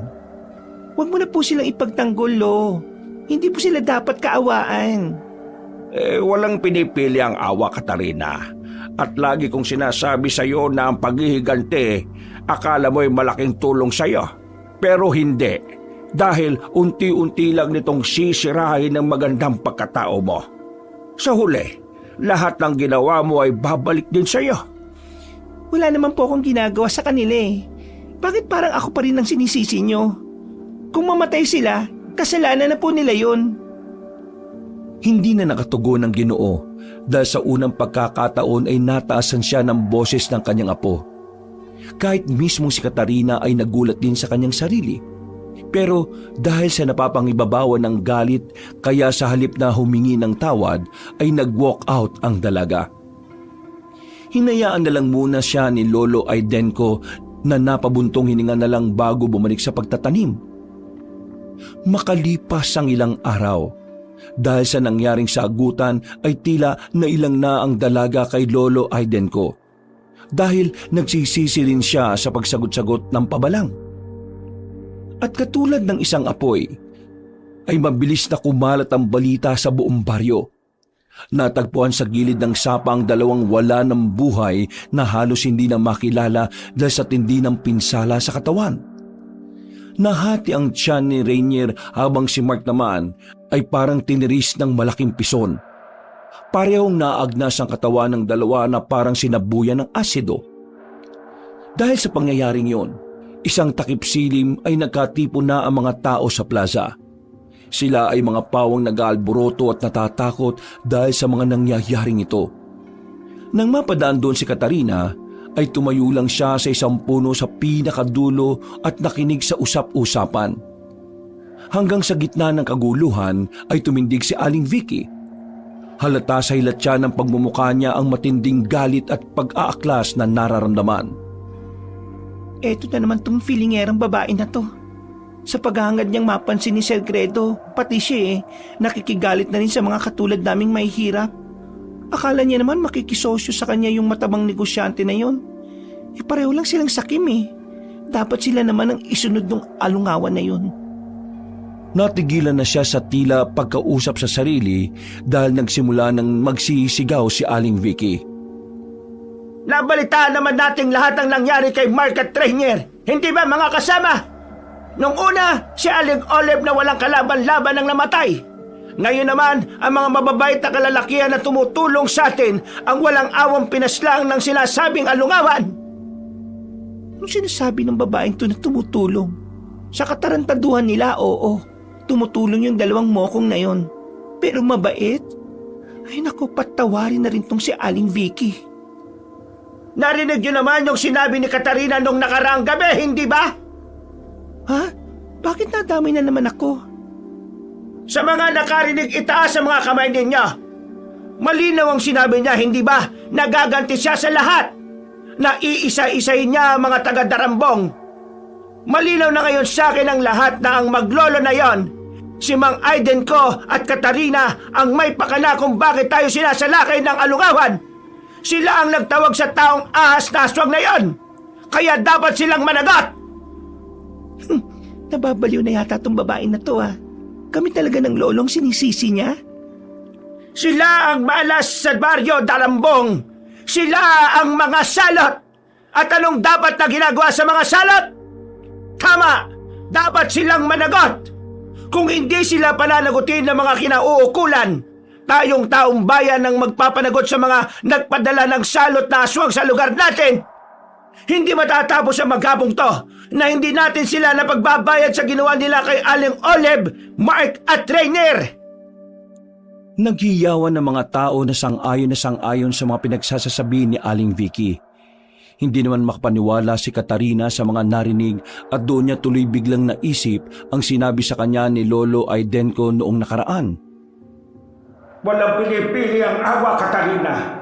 At lagi kong sinasabi sa iyo na ang pag-iganti, akala mo ay malaking tulong sa iyo. Pero hindi, dahil unti-unti lang nitong sisirain ang magandang pagkatao mo. Sa huli, lahat ng ginawa mo ay babalik din sa iyo.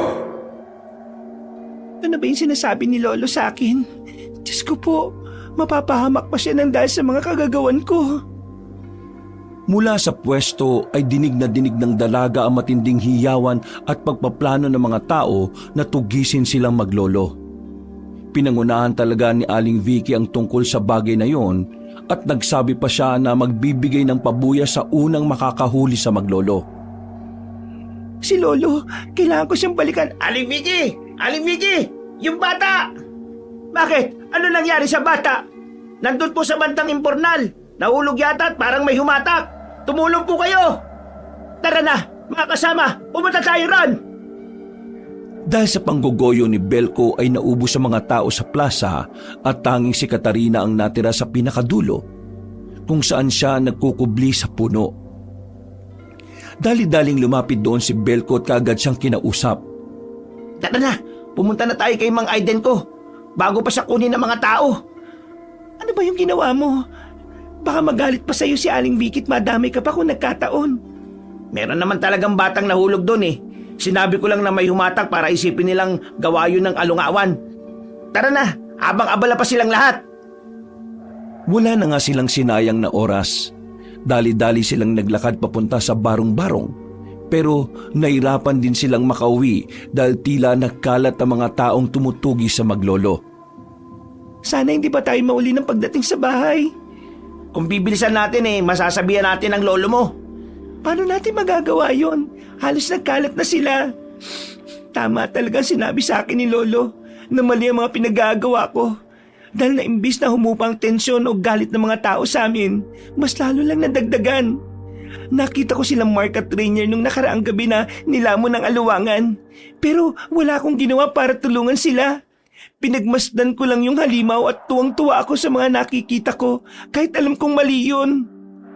Saka mo na pagsisihan ng mga yan. Hindi to ang tamang oras. Dapat makauwi na tayo sa inyo bago pa mahuli si Mang Aiden ng mga taga-baryo. Habang sinusuong nila ang daan pa uwi, ay nakikita nila ang ilang kalalakihan na may dalang mga sulo at lubid. At bago pa sila makarating, ay naabutan na nila ang mga yon sa tapat ng barong-barong. Nako, nahuli na tayo. Naloko na. Umalis na tayo dito, Katarina, dahil baka mapahamak ka rin.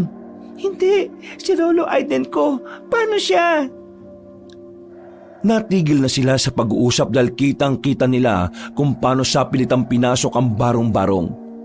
At ilang saglit pa nga ay nakarinig na sila ng sigawan sa loob kaya mas lalong nag-alala si Katarina. Ano bang ginagawa ka? Parang awa nyo na. Huwag niyong sirain ang bahay namin ng apo ka.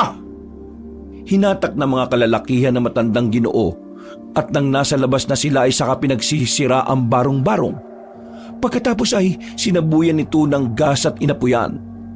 Walang nagawa ang matandang lalaki kahit si Katarina habang nakatingin. At pagkatapos noon ay pinagtulungan ng bugbugin ng matandang lalaki na walang kalaban-laban. Tumigil lang sila nang makitang dumugo na ang ilong noon. Katarina, huwag kang pupunta ron. Mapapahamak ka rin. Wala akong pakialam, Belko. Sasaktan nila si Lolo. Bitiwan mo ko. Pakiusap. Hindi na nga nakatiis si Katarina sa pananakit na ginagawa sa kanyang lolo. Nagpumiglas siya at tumakbo para saklolohan ng matandang lalaki. Dahil doon ay nahuli nga sila pareho at walang nagawa si Belko para saklolohan sila. Tumakbo ang lalaki sa malayo para humingi ng tulong kay Officer Halili. Nilagyan ng piring sa mata ang maglolo. Tinalian ng mga kamay at isinakay sa kariton. Umiiyak lang si Katarina habang niyayakap si Lolo Aiden ko at humihingi ng tawad. Lolo, sorry po sa mga ginawa ko. Mas pinalala ko lang po yung sitwasyon natin. Sorry po talaga, Lo. Ayos lang apo. Hindi na importante sa akin ang mga ito. Ang mahalaga ay napagsisihan mo ang mga nangyari. Magiging ayos din ang lahat. Papatayin po nila tayo, Lolo. Kung ito ang kapalaran natin, tatanggapin ko ng maluwag. Wala tayong dapat sisihin na po at wala tayong dapat ipagiganti sa mga taga-baryo. Bunga lang din ito ng matinding galit nila sa mundo. Kung tayo ang magpapahupa ng galit na yon, tanggapin natin ng maluwag. Pero wala naman po tayong ginagawang masama eh. Kaya nga sila nagagalit sa atin dahil kahit anong gawin nila, hindi natin nagagawang gumanti ng kasamaan sa kanila. Magiging ayos din ang lahat, apo. Naniniwala ko na ang Diyos na ang bahala sa atin. Huwag ka nang umiyak pa. Nandito lang ako at hindi kita iiwanan katulad ng pangako ko sa mga magulang mo noon. Sa Tatay Chris at Nanay Laurencia mo. Mas lalong napahagulgol ang dalaga kaya basang-basa na ang piring niya sa mga mata. Niyakap niya ng maigpit si Lolo Aiden ko hanggang sa makarinig na sila ng hiyawan ng mga tao. Nandun na pala kasi sila sa plaza kung saan nagkakatipon-tipon ng mga mamamayan ng Baryo Darambong. Mga kasama, pabor na pabor talaga sa atin ang pagkakataon at sigurado kung kaloob to na may kapal. Inadya niya na hindi na tayo mahirapan sa pagtugis sa mga salot ng baryo. Naghiyawan ng mga tao na parang mga baliw dahil paniwalang-paniwala sila sa mga pinagsasasabi ni Aling Vicky. Tama rin talaga ang mga sinabi ni Sir Gredo sa atin. Ang mga ganitong klase ng tao ay walang puwang sa baryo natin. Sakit at kanser sila sa lipunan, kaya dapat lang sa kanila na idispatcha. Vicky, itigil mo na to ginagawa mo. Kung ano man ang galit dyan sa puso na meron ka, palayain mo na ang sarili mo. Manahimik ka, matanda ka! Wala kang alam dahil isa kang hampas lupa! Alam ko ang lahat, Vicky. Sinabi yun sa akin ng anak kong si Chris. Huwag mong babanggitin ang pangalan na yan! Matagal ng panahon na yon, Vicky. Patay na ang anak ko at ang asawa niya. Kaya palayain mo na rin ang sarili mo sa galit. Walang iya kang matanda ka! Sino ka para diktahan ako, ha? Sumenyas ang ginang sa dalawang kalalakihan. Kaya pinagsusuntok nila sa hita si Mang Aiden ko. Dinig na dinig naman ni Katarina ang paghiyaw ng sakit ng kanyang lolo. Kaya pumagit na siya. Dahil tuloy doon ay nakatikim din siya ng mga suntok ng kalalakihan. Pero hindi nakaramdam ng katiting na awa ang mga mamamayan. Pinaghiwalay nila ang maglolo. Iyak ng iyak si Katarina na nagmamakaawa habang si Lolo Aiden ko ay hinang-hina ng katawan sa dami ng natamong suntok at sipa. Sige na, at itali nyo na mga yan! At katulad ng ginawa nyo sa bahay nila, ganito rin ang gagawin natin sa mga salot na ito! Sigurado kung kapag nasunog sila ay matatakot na ang alungaw na sumasalakay dito sa baryo Darambang. Muli na namang nagbunyi ang mga tao na parang mga baliw. Paniwalang paniwala talaga sila na parang nagayuman ni Aling Vicky kahit hindi naman. Sadyang magaling lang talagang magmanipula ang ginang dahil sa natapalan nito ng pera mga tao. Ilang saglit pa ay magkasabay na tinali sa poseng kahoy ang maglolo. Sa ilalim nila ay may mga maliit pang kahoy na sinabuyan na ng gaas para sa gagawing pagsunog mamaya. Nang handa na ang lahat, ay nagsagawa muna sila ng dasal sa Diyos at kung ano-ano pang kabaliwan. Sa pag-aakalang ito ang makapagliligtas sa kanilang lahat laban sa pagsalakay ng alungawan. Hanggang sa sumapit na ang 10:00 ng gabi. Muli silang nagkatipon para sa iisang layunin, ang sunugin ng buhay ang maglolong Aiden ko at Katarina.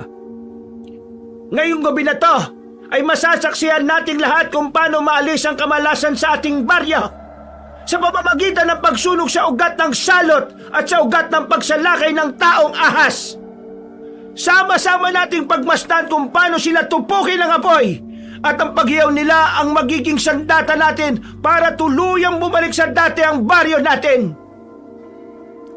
Nagpalakpakan pa ang iba at nag-iyakan habang nakikinig sa sinasabi ni Aling Vicky. At ilang saglit pa, sumenyas na siya sa dalawang lalaki na sunugin ang ilalim ng pinagtalian kay Lolo Aiden ko at Katarina. Pero bago pa mangyari yon, ay nakarinig na sila ng tunog ng baril. Dahil dito ay napayukod ang lahat at napatingin sa likuran. Doon na nila nakita si Officer Tomas kasama si Belko. Kitang-kita ang pagkaseryoso sa mukha ng dalawang lalaki kaya natakot din ang lahat. Itigil niyo yan! Narinig niyo sinabi ni Officer Halili. Bitiwan niyo yung mga hawak niyong apoy at itapon sa malayo at patayin. Dahil nag-aalinlangan pa ang dalawang lalaki na sumunod kaya nag-second warning shot na si Officer Halili. Dahil doon ay dali-daling tinapon ng dalawang lalaki ang apoy at pinatay. Nagtabihan din sila nang lumakad sina Officer Halili at Belko palapit sa kinaroroonan ng maglolong kitang-kita na ang matinding paghihirap. Nababaliw na ba kayong lahat? Alam niyo ba na po pwede kayong makulong sa ginagawa niyo? Inaakusahan niyo ang mga taong walang kasalanan sa mata ng batas at sa mata ng Diyos. Kung sino man ang impakanan nito, mananagot siya. Ituro niyo ngayon din. Dahil sa takot at respeto sa pulis, kaya itinuro ng mga ito si Aling Vicky na taas no pang hinarapang alagad ng batas. Dapat lang silang mamatay. Sila ang dahilan kung bakit namatay si Aling Olive, Mark at Trainer. Manahimik ka! Sinungaling na babae! Makinig kayo lahat! Ang taong to na sinusunod-sunod nyo na parang Diyos ay isang kriminal! Siya rin ang naglagay ng pera sa bag ni Mang Aiden ko para mapagbintangan tong nagnakaw kay Aling Olive. Siya rin ang nag-utos kay Mark at Trainier na magnakaw ulit sa tindahan ni Sir Gredo at ipasa ang sisi sa maglolo. Lahat ng mga ito ay pakulo ng babaeng yan! Kayo ang sinungaling! Wala kayong ebidensya laban sa akin! Palim na kitang pinaimbestigahan, kaya sa presinto ko na lang magpaliwanag. Pagkatapos maayos nitong ginawa mo rito, ay mananagot ka sa batas. Nang marinig ni na Jeneline, Yasmin at Sheena ang tungkol doon, ay nagulat sila. Nagsisisi rin sila dahil sa pagbibintang sa kaibigan nilang si Katarina na wala naman palang talagang kasalanan. Bukod dyan, makinig kayo mabuti, mga mamamayan ng Baryo Darambong. Nakahanap kami ng impormasyon at may testigo kami, si Alfonso, na dating tindero sa tindahan ni Ginoong Guido Sugapos. Kaya itigil nyo na ang kaibangan nyong ito dahil walang kinalaman si Mang Aiden ko at Katarina patungkol sa alungawan. Hindi kami naniniwala sa'yo! Ikaw ang dapat hindi paniwalaan ng mga tao. Kriminal ka na pinapasa sa ibang pagkakasalang ginawa mo.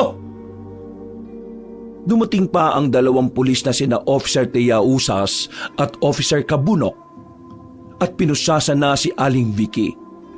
Nang dali na ang ginang sa police car ay muling nag-focus si Officer Halili sa mga taong bayan. Kilala na namin kung sino ang alungawan.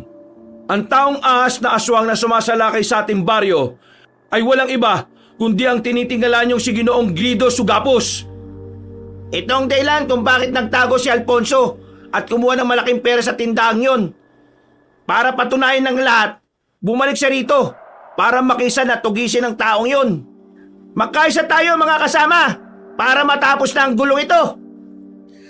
Ganun na nga ang gulat nila nang lumabas din si Alfonso mula sa isang police patrol na sinasakyan ni Officer Halili. Lumapit din ang takot na lalaki sa gitna at ipinaliwanag ang lahat. Doon nga napag-alaman ng mga tao ang tungkol sa tunay na katauhan ni Ginoong Guido Sugapos. Kaya rin sa tagal ng panahon nito sa Baryo Darambong ay ngayon lang ito nanalakay bilang alungawan. Tuwing kada 10 taon lang kasi sila nakakapagpalit ng anyo dahil sa bisa ng salamangkang itim. At dahil doon ay tuwing kada 10 taon lang din siya nakakaramdam na matinding gutom. Pagkatapos ng mahabang paliwanagan, ay pinakawalan na nga sina Mang Aiden ko at Katarina.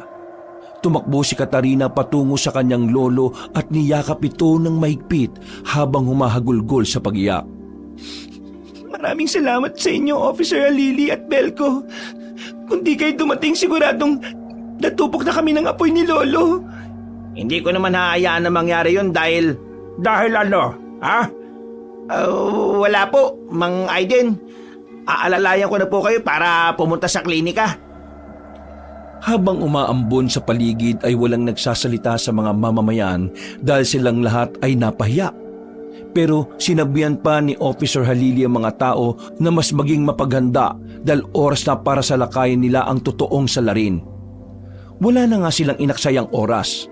Nang mahatid na sa kulungan si Aling Vicky ay nagsimula na ang lahat sa matinding paghahanda. Ang bawat isa ay may bitbit na gulok, sibat, patalim at sulo. Ang punong baryo ay tinipon ng lahat sa ilalim ng malaking punong balete upang ibahagi ang plano. Sa tabi niya ay nakatayo si Officer Tomas Halili na puno ng determinasyon ng mga mata. Nang madala naman nasa klinika si Lolo Aiden ko, ay sumunod na rin kaagad sina Katarina at Belko sa pagpupulong para tumulong. Ngayong gabing to, hindi na tayo magpapalinlang pa sa halimaw na matagal na nagkukubli sa anyong tao. Sama-sama nating tutugisin ang totoong saninang kasamaan sa lugar natin. Ngayong gabi, tayo magtutulungan para iligtas ang baryo sa tunay na salot. Nagkatinginan ng mga tao dahil sa mga sinabi nilang yon. Mula sa tindera ng bibingka hanggang sa magpapalayok, pati ang mga matatandang ilang dekadang nainis sa maglolo Aiden ko at Katarina, ngayon ay tahimik at nakikisa na lang sa plano. Nasa gilid lang ng pulutong si Katarina at naghihintay ng hudyat. Tahimik siya habang pinagmamasdan ng hawak na sandatang binigay ni Belko kanina habang papunta sila roon. Nang matapos na ang kanilang pag-uusap, ay nagsimula na nga ang kanilang operasyon. Makakasama sa police car ni Officer Halili silang tatlo ni Katarina at Belko. Ang iba naman ay nasa police car ni Officer Tiausas pati Officer Kabunok. At ang ilang taga-baryo ay nagkanya-kanya ng pagsakay sa kanilang motor at tricycle. Sigurado ko bang gusto mong sumama, Katarina? Bakit hindi ka na lang din kasi nagpaiwan dun sa klinika? Marami ka na rin natamong sugat oh. Walang-wala mga sugat nito kumpara sa masasakit na salitang narinig namin ni Lolo sa mga taga-baryo. Pero hindi na ako nagtatanim ng galit sa kanila dahil ibubuhos ko ang lahat ng ito sa halimaw na yon. Wala na nagsalita sa dalawang lalaki. Nagpatuloy na sila hanggang sa marating ang magarang bahay ni Ginoong Grido Sugapos. Ito ang unang beses ng karamihan sa kanila na makita ang malamansyong bahay na gawa sa bato at kahoy. May bakod na bakal at sinasabing may mga lihim na silid sa ilalim. Pagbaba ng sasakyan ay sumenyas kagad si Officer Tomas sa mga kasama na maging maingat at mapanuri. Hinati sila sa 3 grupo. Ang grupo ni Officer Tiausas at ang grupo ni Officer Kabunok. Tahimik na ang buong paligid at wala ni isang ilaw ang bukas sa loob. Ang mga aso ng kalapitbahay ay nag-uunahang tumahol at ang hangin ay tila amoy lansa ng dumanak na dugong hatid ng paligid. Nasa unahan si Officer Halili, dala ang mahabang arnis at isang shotgun. Sumunod si Katarina na nakatali ang buhok at sa balikat ay may nakasukbit na tirador na may mga aserong palaso. Si Belko naman ay may sako ng mga pangsulpit na semento, palaso at ilang granada na hindi niya sinasabi sa mga pulis. Baka kasi kumpiskahin sa kanya kapag nakita. Maya-maya pa, paglapit nila sa main gate ay biglang bumukas ito ng kusa na parabang inaanyaya na silang lahat na pumasok. Iba ang pakiramdam ni Katarina, pero tinuloy pa rin nila ang paglalakad. Ayoko sa mga ganitong klase ng mga pa-welcome. Mukhang nakaanda na rin ang halimaw sa pagdating natin ah. Ang narinig ko malakas daw ang pandinig ng mga alungawan. Kaya maging alerto ang lahat. Sumingis na nga sila sa lahat. Kaya magkasunuran silang pumasok sa loob kasama ang grupo ni Officer Tiausas. Nagpaiwan naman sa labas ang grupo ni Officer Kabunok bilang paghahanda.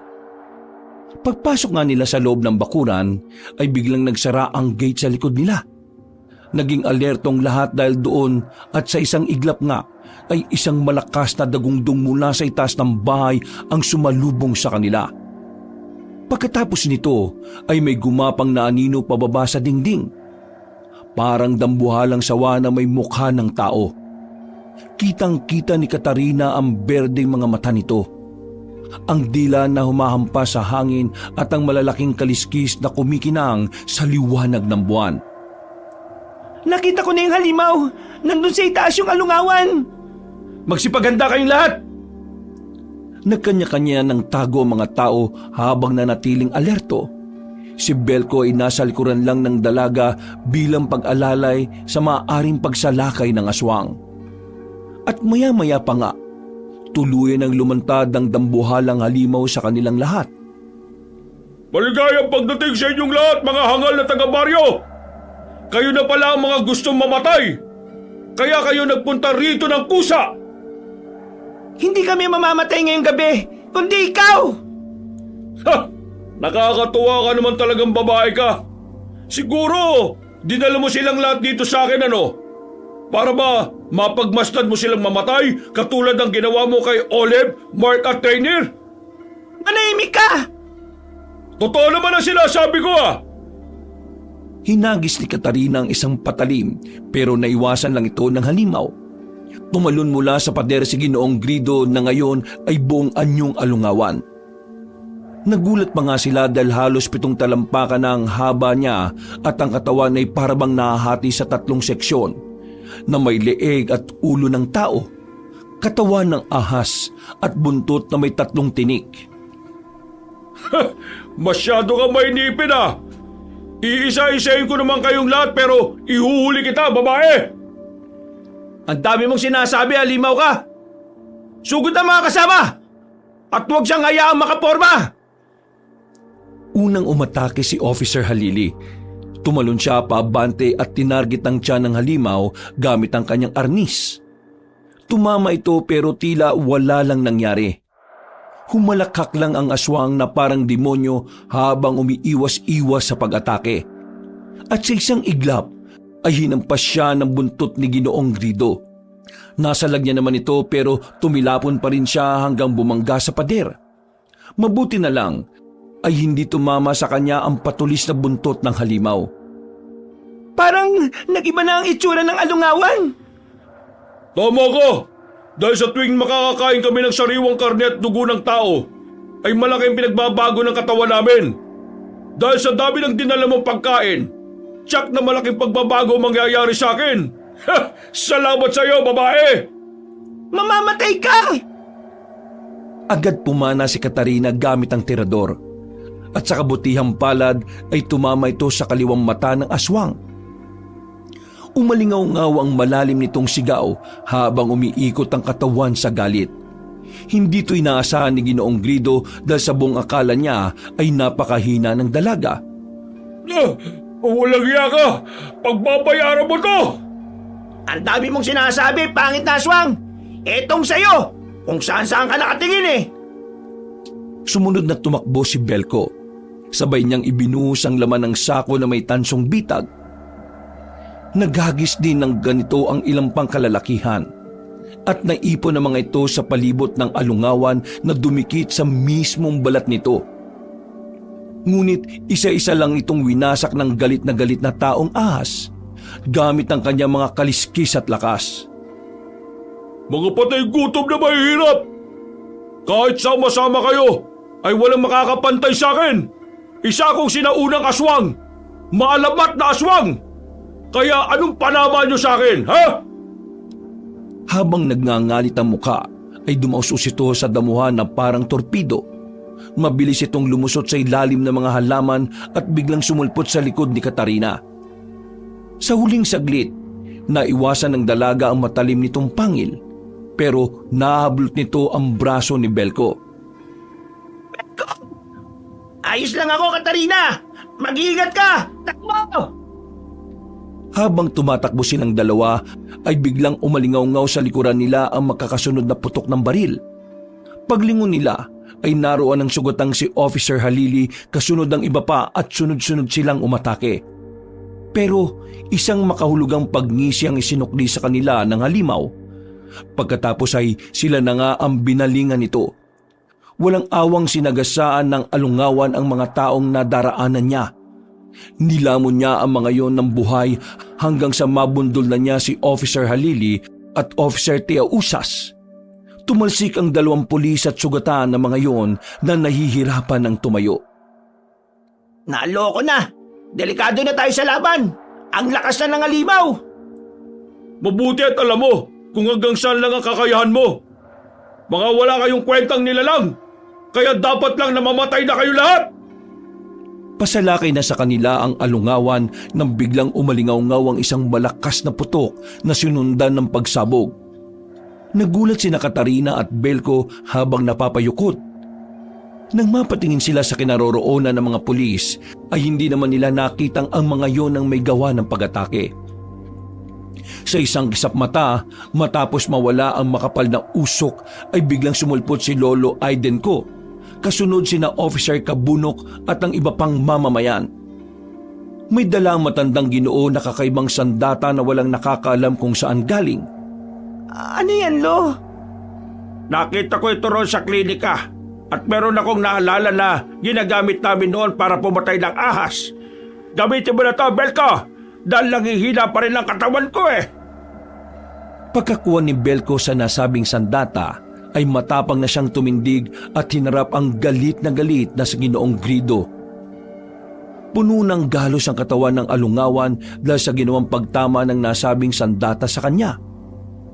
Papatay ko talaga kayo lahat at pahihirapan ko muna kayo bago mangyaring kainin. Nagpapatawa ka ba? Ikaw talaga, halimaw oh. Ikaw ang mamamatay dito at hindi kami. Sabay-sabay na ngang sumalakay ang lahat sa aswang. Pagsugod ni Officer Kabunok ay tumama sa tagiliran ng aswang ang matalim na kutsilyo. At dahil sa may bahid ito ng asin at holy water na dala rin ni Lolo Aidenko, nagsimula yung umusok at uminit na lalong ikinainis ng halimaw. Ang sakit! Ano yung tumama sa akin? Mga kutong lupa kayo! Bakit hindi ba kayo magkandamatay? Walang halimaw ang hindi natatalo ng taong may paninintikan. Sumalakay na kayong lahat at gamitin niyo ang mga asin na ibinigay ko kasama ang holy water. Bumangon si Officer Halili, Officer Tiausas at iba pang daguan. Nang makuha na nga nilang asin at holy water ay wala na nga silang inaksayang oras. Makinig kayong lahat mga kasama! Ang iba ay mag-focus sa mata at ang iba naman ay sa bituka. Kami na ni Katarina ang bahala sa bituka. Sugod na! Tara! At magkakasabay na nga silang umatake sa tila kinakabahang aswang. Pinana ng 3 officer ang mata ng taong ahas habang ang ilan ay muling naghagis ng trap sa buntot hanggang sa hindi na makagalaw ang kalaban. Habang nagwawala ay umuungol-ungol ang alungawan at sinamantala ni Katrina at Belko ang pagkakataon. Sa tulong na rin ng ibang taga-baryo na tumarget sa kamay ng aswang na naputol ay naging malaking bagay yon. Ngayon na, Katarina! Ngayon na! Magkasabay nilang tinutukan ng sandatang tiyan ni Ginoong Grido na kitang-kita sa mukha ang matinding pag-aalala. Pero magkagayon man ay pinangibabawan pa rin ito ng matinding pagnanais. Hindi niyo ako mapapatay! Ako ang maalaman na aswang! Hindi na ngayon! Magpaalam ka na sa mundong ito, aswang! Isang pagsabog ang naganap kasunod ng pagkabutas ng tiyan ng taong ahas. Nagtalsika na nagliliyab na mga laman nito sa buong paligid hanggang sa lumayo na silang lahat. Matapang na lumapit si Lolo Aidenko at saka isinaboy ang natitirang holy water na hawak. Ilang saglit pa ay nagliyab ang katawan ni Ginoong Grido. Ang balat nito ay nangitim at bumula, habang ang kaliskis ay isa-isang naglaglagan sa lupa. Sumisigaw ito ng sumisigaw na parang naghihinagpis na demonyo hanggang sa tuluyang bumagsak at matupok ng apoy. Nang makita nilang lahat ang nangyari ay nakahinga sila ng maluwag sapagkat tapos na rin sa wakas ang kalbaryong kinakaharap ng buong baryo Darambong. Sa sobrang tuwa naman ay napayakap na lang ng maigpit si Katarina kay Belko. Ikinagulat ito ng binata pero ikinatuwa niya na rin ang pangyayari. Mukhang aliw na aliw ka sa pagyakap sa apo ko, ha, Belka? Lolo. Anong lolo? Ay, ang ibig ko pong sabihin na Mang Aiden po pala. Lolo naman, huwag mo naman lokohin tong si Belko. Gusto ko lang talaga po siyang yakapin dahil tuwang-tuwa ko at masaya. Ay nako, umayos kayong dalawa, ha? Nung nakaraan lang kuya-kuya pa ang tawag mo sa kanya, pero ngayon Belko na lang. Oh, si Lolo naman talaga. Dahil doon ay tila nakaramdam ng pagkailang ang dalawa, pero hinayaan na lang din nila ang sitwasyon. Matapos ang sagupaan, ay lumapit ang mga taga-baryo sa maglolong Aidenko at Katarina. Nagulat naman ang dalawa na walang kamalayan sa nangyari, lalo na nang makita nilang nag-iyakan sa paghingi ng tawad ang mga tao sa kanila. Ngumiti naman si Lolo Aidenko at pinagmasdang mabuti ang kanyang apo kung ano ang magiging desisyon nito. Dahil doon ay hinarap ng dalaga ang mga taga-baryo Darambong. Inaamin ko po nung una galit na galit talaga ako sa inyong lahat. Lalo na nung naniwala kayo sa mga paratang sa amin ni Lolo. Gusto ko magiganti sa inyo.